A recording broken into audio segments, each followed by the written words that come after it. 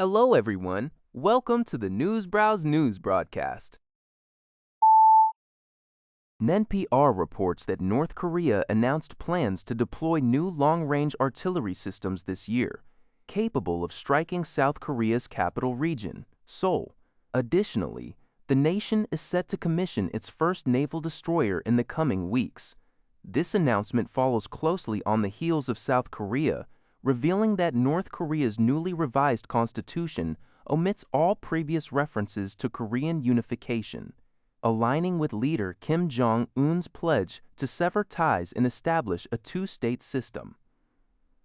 Kim Jong-un reportedly visited a munitions factory to inspect the production of 155mm self-propelled gun howitzers, which boast a striking range of over 60 kilometers, 37 miles, and are destined for a southern border artillery unit.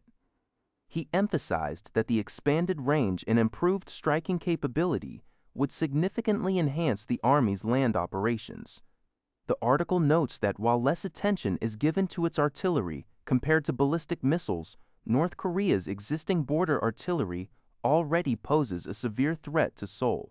Furthermore, Kim inspected the destroyer Chu Hyun off the west coast, ordering its handover to the Navy by mid-June, with his teenage daughter also present.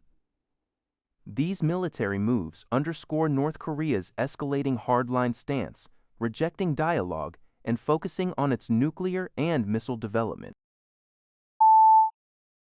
According to Lin Zhaobao, the United Arab Emirates Ministry of Defense announced on Friday, May 8th, that its air defense systems are actively intercepting missile and drone attacks launched from Iran.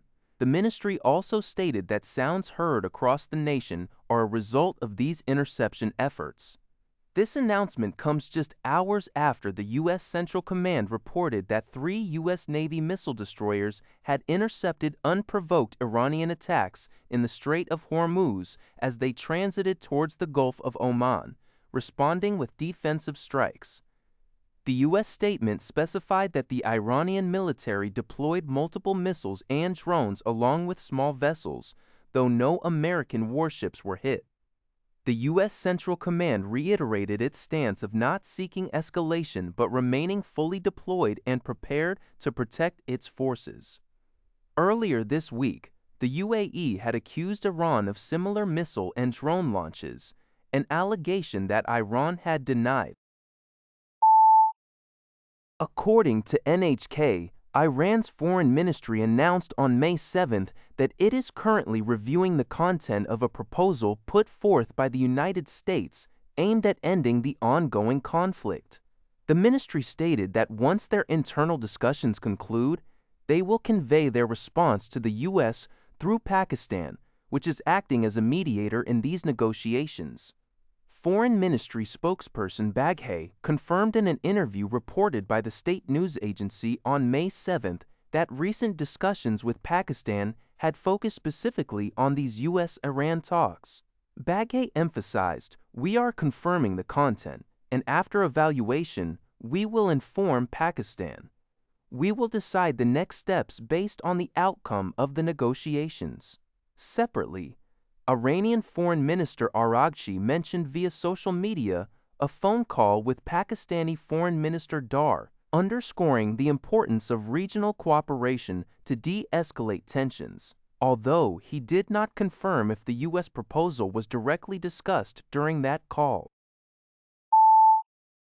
According to a report by GG Press, International Maritime Organization (IMO), Secretary General Dominguez revealed on May 7th that approximately 1,500 ships are currently stranded in the Gulf region.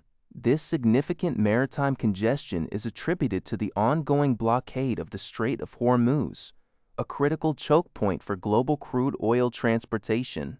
The situation has also affected an estimated 20,000 crew members. Secretary General Dominguez expressed deep concern over the plight of these seafarers, stating that they perform their duties daily for the benefit of other countries and are now immobilized by geopolitical situations beyond their control. His remarks were made during a meeting in Panama and subsequently reported by AFP news agency.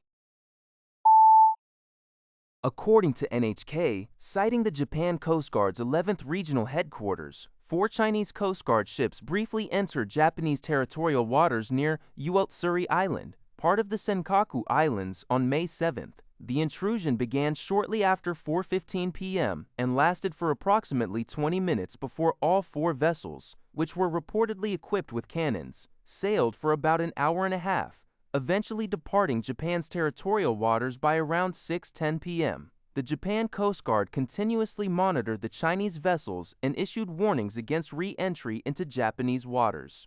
This incident marks the first confirmed intrusion by Chinese Coast Guard ships into Japanese territorial waters near the Senkaku Islands since April 28.